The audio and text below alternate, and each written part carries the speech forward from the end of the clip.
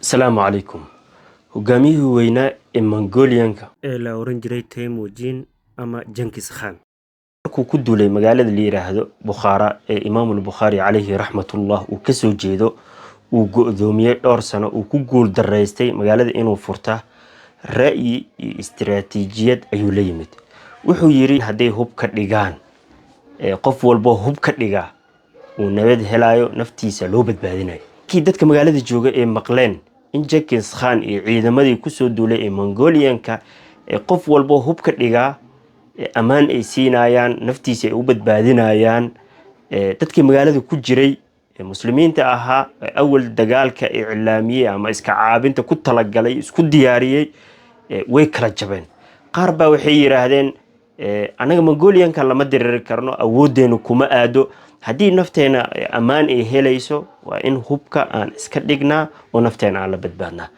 group ayaa ra'yiga qaatay group kaleeta ayaa waxay yiraahdeen haddii anagana la badbaadinayo waa in magaaladeena la imaanin oo magaalo kaleeta uu sii aada hadduu magaalada dul taagan yahay ninka nin dad badbaadinayo uma eko intaasoo magaalada uu soo xasuuqay ninna badbaadin doona ma aha waa inaan dagaalanaa oo iska dhicinaa ama anagoo seefafkeena haysanaa madaxna laga jaraa go'aankan ay gaareen groupka labaad markuu ogaaday inay kala qaybsameen buu haddana mar labaad wuxuu yiri groupkii hubka dhigista aqbalay buu wuxuu fariin ahaan u mariyay haddii aad aqbasheen inaad hubka aad iska dhigtaan oo naftiina aad la badbaadaan go'aankaas aad gaarteen waa inaad nagu caawisaan furitaanka magaalada aan furanayno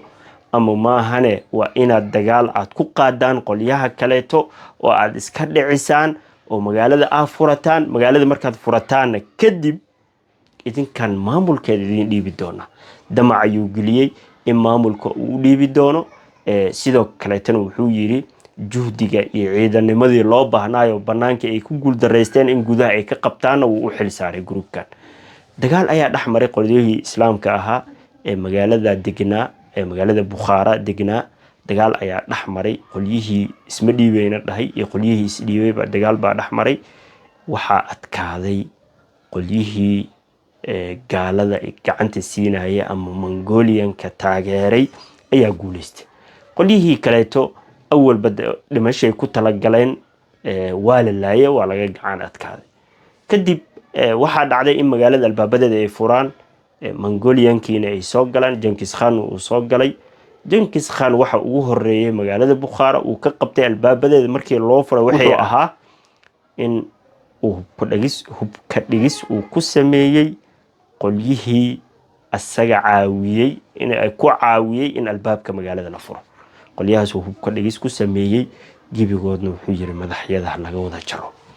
kadib ayuu waxa la sheegaa taariikhyahanada ay sheegaan in hadal aan baxay uu yiri oo ahaa qolyahan haddii ay ahaan lahaayeen qolyo la isku haleyn karo lagu kalsoonaan karo haday ahaan lahaayeen walaalahooda ma dayaceen dulucda iyo sheekadan ma moodaa inay waxna xasuusinayso anaga hadaan nahay Soomaali dagaalo tira badan baan galnay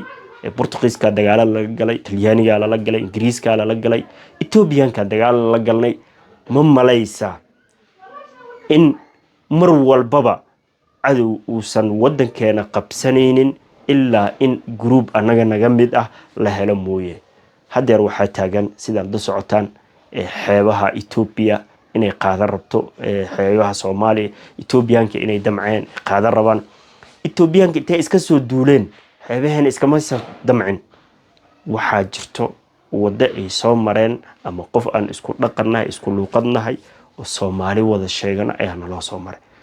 qolyahaas ma noqon doonaan anaga hadaanan hadeer ka faa'iidin qolyahaas ma noqon doonaan qolyahay soo caawiyeen kuwa ka faa'iido